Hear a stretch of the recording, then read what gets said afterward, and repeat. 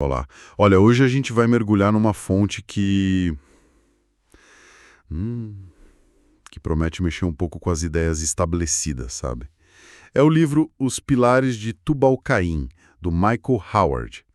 É uma obra que se aventura por uns territórios assim bem complexos do ocultismo ocidental, né? E oferece uma perspectiva, digamos, alternativa sobre magia, anjos, figuras bíblicas conhecidas. Exato. A grande promessa dele é desvendar o que o autor chama de tradição luciferiana. E olha, já começa com uma inversão que chama atenção, né? Qual? A dos anjos caídos. Isso. Os anjos caídos, os vigias e até a figura do príncipe das trevas. Eles são apresentados não como inimigos, mas como portadores de luz, de conhecimento. Uma ideia que, bom, desafia bastante o senso comum. Totalmente. E como ele define essa tradição? O livro se coloca como uma exploração da gnose luciferiana, que a gente pode entender como essa busca por um conhecimento espiritual mais secreto, né?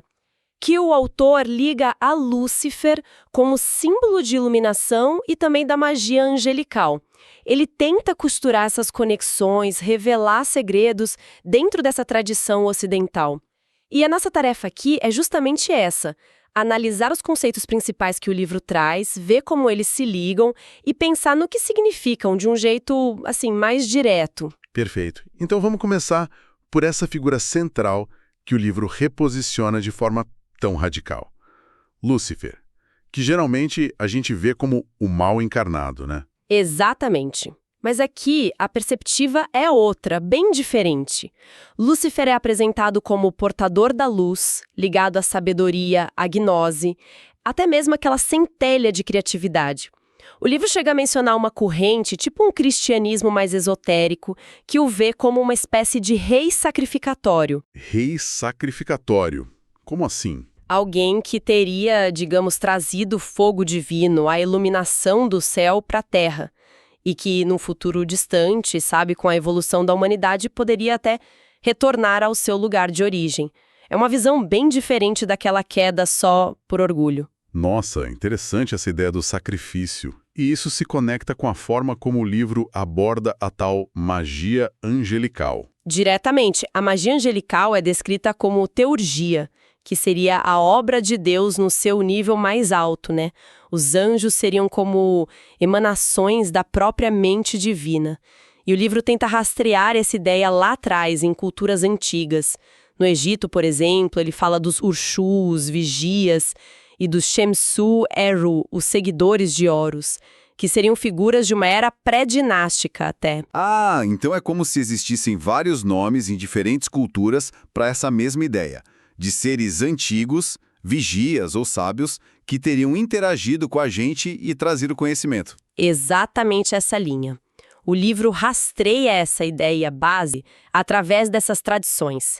Na Pérsia, por exemplo, menciona os magos, os Amesha-Spenta, que são os imortais beneficentes, e os Iasatas, anjos ligados aos elementos, adorados com fogo. Aura Mazda seria o primeiro desses seres celestiais. E tem umas conexões curiosas, tipo o Iasata, Tir, ligado a Mercúrio, sendo associado ao anjo Tiriel da tradição judaica. E no próprio judaísmo. No judaísmo, o desenvolvimento da ideia de arcanjos como Gabriel e Rafael teria recebido uma influência persa bem forte, segundo o livro. Falando nessas influências e misturas, o livro dá uma atenção especial aos Yazidis e ao Melek Taus, o anjo pavão.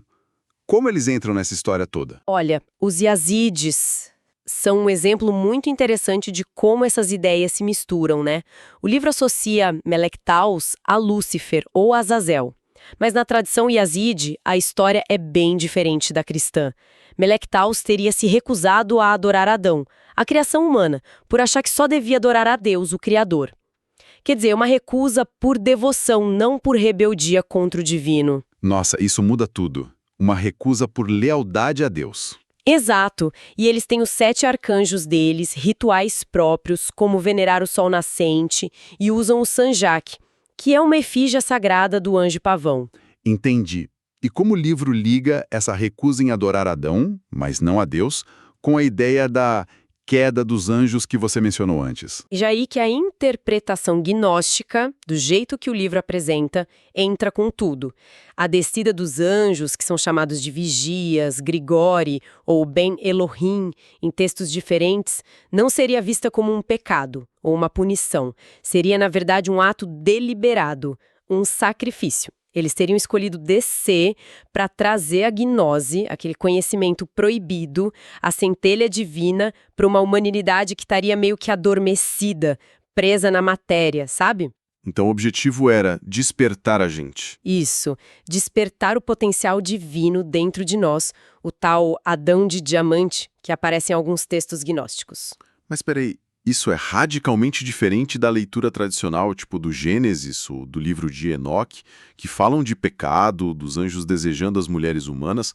Como o livro justifica essa visão de sacrifício consciente? Bom, o livro argumenta que essa narrativa do pecado foi uma interpretação posterior, mais esotérica, sabe? Que acabou escondendo o significado mais profundo, o esotérico. Ele se apoia em interpretações gnósticas que veem a matéria como uma prisão, uma ilusão. E qualquer força que ajude a alma a despertar desse estado é vista como positiva, mesmo que desafie a ordem estabelecida. Os vigias, nessa ótica, seriam como professores meio rebeldes, quebrando regras para trazer a luz do conhecimento. Mesmo usando o livro de Enoque? Sim, o livro de Enoque, embora narre a queda de um jeito mais tradicional, é usado aqui para listar esses líderes, Semeasa, Azazel, Arabiba, etc., e os conhecimentos específicos que eles teriam ensinado. É quase uma transferência de tecnologia, né? Metalurgia com Azazel, ligado a Marte e Tubal-Caim. Ah, a metalurgia. Já vamos chegar em Tubal-Caim. Sim. Encantamentos com o Senjasa, ligado a Vênus, astrologia com Baraquijal, e por aí vai. Uma verdadeira aula proibida. E dessa união proibida surgem os Nefilim. O livro descreve eles só como gigantes literais, tipo grandões mesmo. Não só isso, Gênesis chama eles de valentes de renome, os heróis da antiguidade. O livro explora essa ambiguidade. Poderiam ser gigantes físicos, sim, como o Og de Bazã lá na Bíblia, mas também poderiam ser indivíduos com poderes ou conhecimentos fora do comum. Talvez líderes de linhagens especiais, sabe? Eles são ligados a mitos de civilizações perdidas, tipo Atlântida e Hiperbórea. Aquelas civilizações míticas. Isso, e também aos construtores de estruturas gigantescas, como Nimrod e a famosa Torre de Babel. É como se eles representassem uma era de poder e conhecimento que acabou sendo submersa ou perdida. A Torre de Babel. A gente sempre pensa nela como símbolo da arrogância humana que Deus castigou, né? Como o livro concilia isso com essa busca por conhecimento que ele defende? Ele dá uma interpretação bem simbólica gnóstica. A torre não seria só um prédio, seria um símbolo da aspiração da alma de voltar para sua origem divina, uma tentativa de criar uma ponte entre o céu e a terra, o Duranqui dos babilônios. E a confusão das línguas. Seria uma metáfora para a perda da linguagem original, da unidade primordial, quando a humanidade se fragmentou e se afundou mais na matéria.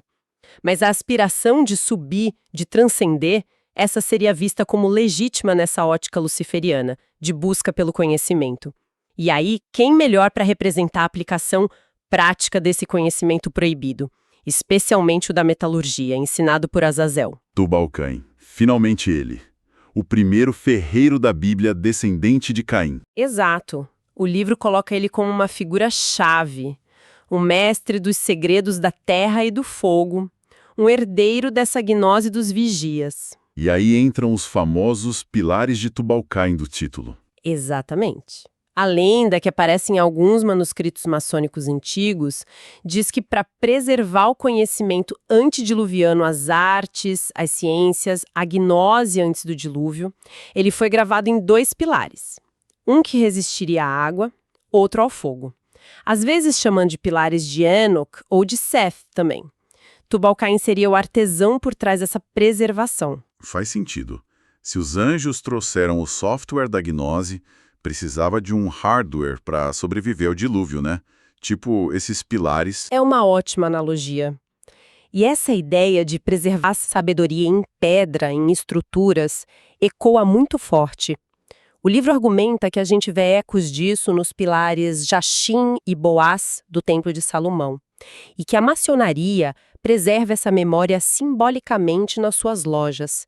Cita até a Capela Roslin, lá na Escócia, com aquele pilar do aprendiz todo trabalhado, como um lugar onde essas lendas maçônicas, templárias, talvez até pagãs, meio que se encontraram. Essa ideia de conhecimento antigo preservado nos leva ao Templo de Salomão, como o livro reinterpreta ele, já que a gente está falando de visões alternativas. E vê o templo como um caldeirão sincrético, construído por Salomão, sim, mas com a ajuda fundamental de pagãos, o rei Irão de Tiro, que deu material e artesãos, e o mestre construtor Hiram Abif.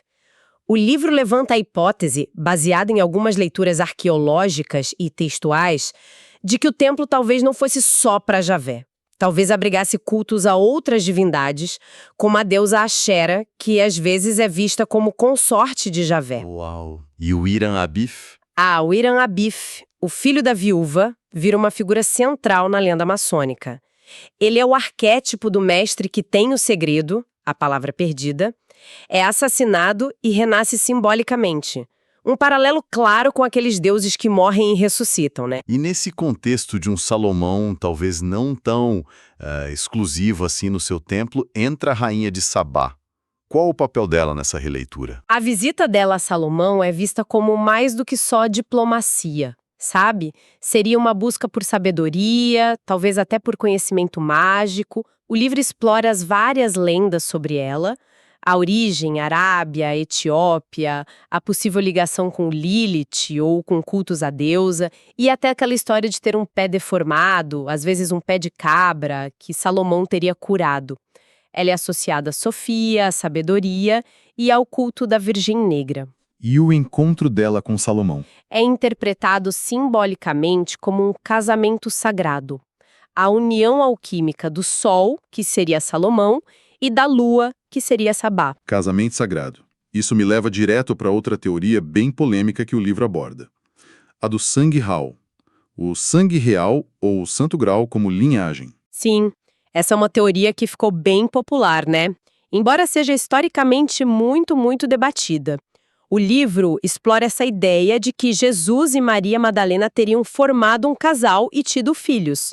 E essa linhagem sagrada teria sobrevivido, se misturado com a história europeia e chegado até a dinastia Merovingia, lá na França, e depois a outras famílias nobres. E como Maria Madalena é vista nisso tudo? O livro também muda a imagem dela? Completamente. Ela deixa de ser a prostituta arrependida da tradição popular. É apresentada como Magdala, que pode significar torre ou observadora. Seria talvez uma princesa da tribo de Benjamim, uma figura importante, possivelmente a esposa de Jesus e a portadora dessa linhagem. Ligada à gnose, ela é vista como uma figura de poder espiritual feminino, às vezes até chamada simbolicamente de Maria Lucifera, a portadora da luz ou do conhecimento secreto. Maria Lucifera. Forte isso. Bastante. E para complicar ainda mais esse quadro de linhagens e sacerdócios secretos, surge a figura de Melquisedeque. Aquele rei de Salém que aparece rapidinho no Gênesis, abençoando Abraão. Esse mesmo, uma figura super enigmática. A Bíblia diz que ele era sem pai, sem mãe, sem genealogia. Ele representa uma ordem sacerdotal considerada superior à de Arão, a ordem de Melquisedeque, a qual o próprio Jesus pertenceria segundo a Epístola aos Hebreus.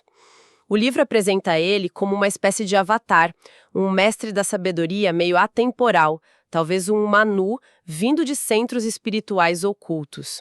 Ele é associado a Vênus, estrela da manhã, Lúcifer, ao Graal, em Chartres tem uma estátua dele com um cálice, e ao conceito misterioso de Rex Mundi, o rei do mundo, uma figura que parece transcender as religiões que a gente conhece. É muita coisa interligada. Parece que cada figura histórica ou bíblica ganha uma camada extra de significado esotérico aqui. Vamos voltar um pouco para os símbolos mais conhecidos. Baphomet, por exemplo. Como o livro decodifica essa imagem tão controversa ligada aos templários? Aquela imagem clássica que o Eliphas Levi popularizou no século XIX, né? Ela é analisada como uma síntese de várias dessas ideias gnósticas que o livro explora. A cabeça de bode pode simbolizar tanto a sabedoria primordial quanto a transgressão espiritual, lembrando o Azazel, o bode expiatório, mas também a força da natureza. O pentagrama na testa é a estrela da manhã, símbolo de Lúcifer e da gnose. A tocha entre os chifres representa a iluminação espiritual que sobe. E o fato de ser andrógeno, com seios femininos e o falo representado pelo caduceu de Hermes. Isso simboliza a união dos opostos, né? A totalidade divina que vai além do gênero. O caduceu remete a Hermes, Mercúrio, a alquimia, talvez a energia Kundalini subindo pela coluna. E o famoso gesto com as mãos, como acima, assim abaixo, é a máxima hermética, ligando o micro ao macrocosmos. Bafomé, nessa leitura, não é um demônio, mas um hieróglifo complexo da iniciação e do equilíbrio cósmico. Entendi. Não é para ser literal. Exato. E já que a gente falou em feminino transgressor, o livro também menciona Lilith, rapidamente. A primeira mulher de Adão, aquela que não quis se submeter. Essa mesma. Figura complexa, muitas vezes demonizada.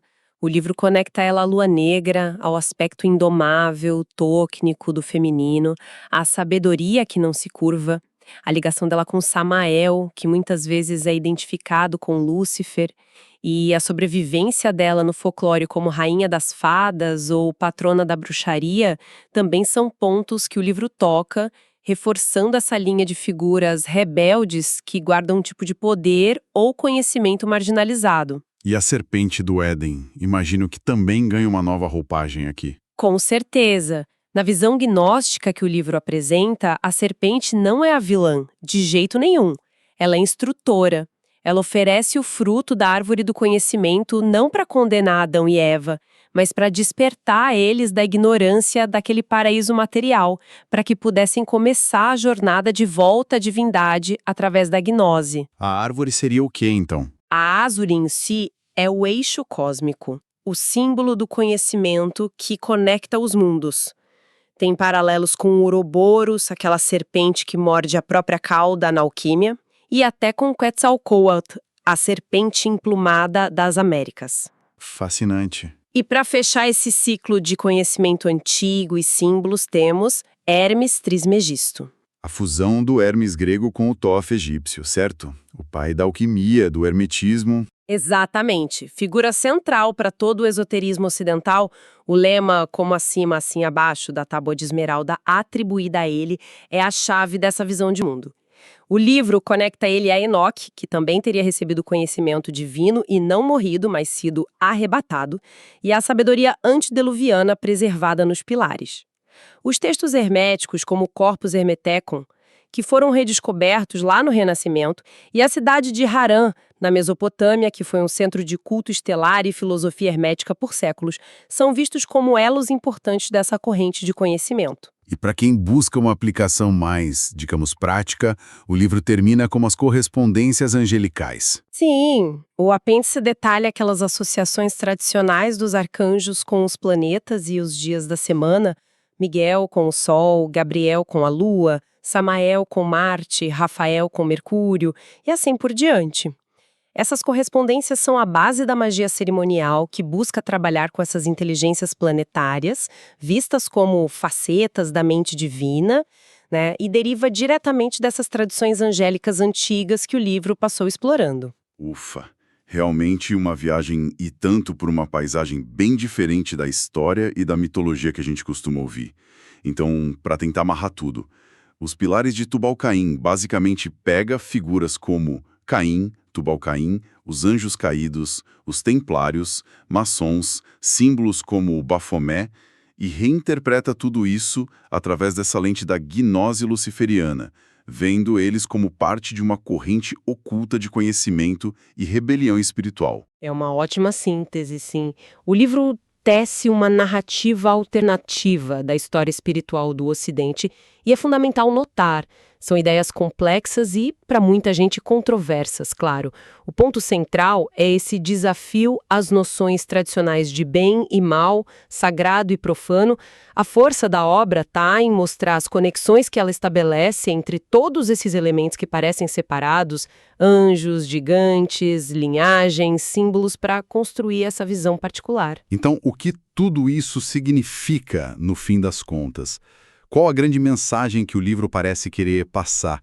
Que existe uma sabedoria subterrânea, uma gnose escondida sob as narrativas oficiais, uma sabedoria ligada a essa ideia de rebelião, tipo a de Lúcifer ou dos vigias, a um sacrifício consciente para trazer conhecimento e a uma busca contínua pela divindade que existe dentro de nós, muitas vezes simbolizada por essas figuras marginalizadas. Parece que essa é a sugestão central, sim. O que nos deixa com uma reflexão final, né? Se a gente aceitar, mesmo que só por um momento, a perspectiva do livro, qual o valor de revisitar hoje esses mitos proibidos e esses símbolos reinterpretados? Será que olhar para o que a gente chama de sombra, essa gnose ligada à luz que caiu, mas que talvez tenha caído para iluminar a gente aqui embaixo, pode nos dar algum insight sobre nossa própria natureza, sobre nossa busca incessante por significado, por transcendência, mesmo que seja por caminhos não convencionais? Talvez a chave não esteja só em olhar para cima. Mas também para aquilo que foi lançado para baixo. Fica aí a provocação para quem nos ouve.